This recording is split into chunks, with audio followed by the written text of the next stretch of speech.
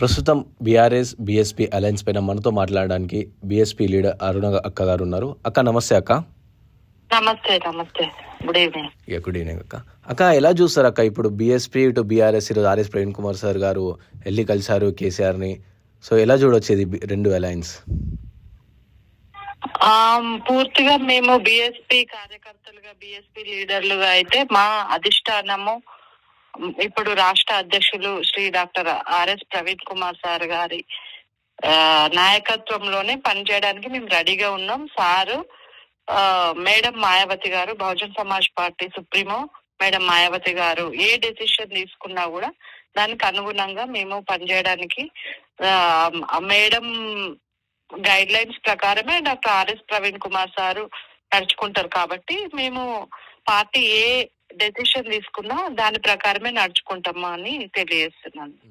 అవునక్క, ఇది మళ్ళా అంటే పార్టీ కార్యకర్తలు చూసుకోవచ్చు, ఇటు అంటే బహుజన వాదంతో ముందుకెళ్తున్న పార్టీ బీఎస్పీ. సో అలాంటిది బీఆర్ఎస్తో పొత్తు అనేది అంటే పార్టీలో కూడా తీవ్ర అసంతృప్తి ఉన్నట్టు తెలుస్తుంది అక్క. తీవ్ర అసంతృప్తి అనేది కొంచెం షాకింగ్ డెసిషన్ తీసుకున్నప్పుడు కొంచెం అట్లా ఉంటది, కానీ అది తీవ్ర అసంతృప్తి అయితే లేదండి.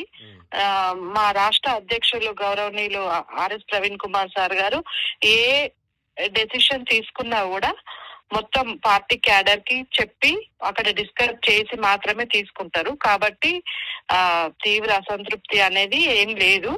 కాకపోతే మేము పార్టీ ప్రయోజనాల కోసం, పార్టీ కోసం చట్టసభలో మనం ఉండాలి. కాబట్టి దానికోసం ఏ డెసిషన్ తీసుకున్నా మేడం మాయావతి గారు పార్టీ అధిష్టానం ఏ డెసిషన్ తీసుకున్నా దానికి అనుగుణంగానే సారు చేస్తారు. కాబట్టి దాన్ని పూర్తిగా నమ్మి మేము పనిచేయడానికి రెడీగా ఉన్నాం. సో మనం అంటే గతంలో చూసుకుంటే ఇటు బీఆర్ఎస్ అధికారంలో ఉన్నప్పుడు కానీ ఇప్పుడు బీఆర్ఎస్ అప్పుడు అధికారంలో ఉన్నప్పుడు కానీ లేదా అసెంబ్లీ ఎలక్షన్స్లో చూసుకున్నా సరే అంటే బీఆర్ఎస్ పైన చాలా వరకు విరుచుకుపడుతుండే బీఎస్పీ పార్టీ. సో అలాంటిది ఇప్పుడు ఆల్ ఆఫ్ సడన్ వచ్చేసి ఇట్లా మర్జ్ అవ్వడం ఎలా అంటే ఇట్లా ఒక సైడ్ పొత్తు మాత్రమే అండి. అది కొన్ని ఛానల్స్ తప్పుగా ప్రచారం చేస్తున్నాయి. ఆర్ఎస్ ప్రవీణ్ కుమార్ సార్ గారు బిఆర్ఎస్ లో పోతున్నట్టు అట్లా ప్రచారం చేస్తున్నాయి. కానీ ఇది పొత్తు మాత్రమే. కాబట్టి అంటే విమర్శలు ప్రతి విమర్శలు ఉంటాయి. ఇప్పుడు కాంగ్రెస్ వచ్చి కూడా 3-4 months అవుతుంది, కానీ అసలు మనం పెట్టిన డిమాండ్స్ ఏది నిరుద్యోగుల పక్షాన ఏది చేయట్లేదు. వాళ్ళు చేయాలనుకున్నది చేస్తున్నారు, ఏం చేయట్లేదు అసలు. కాబట్టి మనము ఓవరాల్ గా మనకు నేషన్ ఇంపార్టెంట్. కాబట్టి నేషన్ వైడ్ బీజేపీ అనేది చాలా ఉధృతంగా వస్తుంది. కాబట్టి మనం ఇక్కడ సెక్యులర్ భావాలను కాపాడాలి. గంగా జమున తహజీబ్ అది ప్రిన్సిపల్ ని మనం పాటించాలి, దాన్ని ఫాలో అవ్వాలి. కాబట్టి బీజేపీని ఎదుర్కోవాలంటే ఇలాంటివి అవసరమని మేము భావిస్తున్నాం.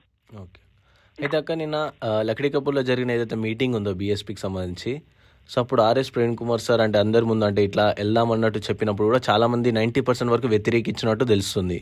సో అది ఎంతవరకు నిజం అక్క? అదేం లేదండి, అది నేను కూడా ఉన్నా మీటింగ్ లో.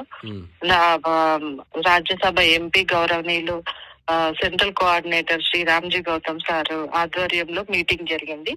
కాబట్టి 90% పార్టీ అధిష్టానానికి మేము సపోర్ట్ చేస్తాం అని చెప్పిండ్రు. అంతేగాని పార్టీ డెసిషన్ ఫైనల్. చిన్న చిన్న హడిల్స్ అనేవి వస్తాయి, ఏ పార్టీలో అయినా వస్తాయి, కామన్. అవి 90% మనం పార్టీ కోసమే పనిచేస్తామని చెప్పిండ్రు అందరు లీడర్స్.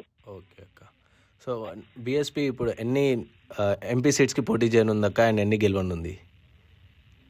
ఇంకా పొత్తు మాత్రమే కన్ఫర్మ్ అయింది, సీట్లు ఇంకా కన్ఫర్మ్ కాలేదు. అది doctor RS Praveen Kumar sir చెప్తారు ఫ్యూచర్ లో. అంటే రేపు కానీ ఎల్లుండి కానీ సార్ డెసిషన్ మీద డిపెండ్ అయి ఉంది. అంటే అది పొత్తు మీద డిపెండ్ అయి ఉంటది కదా.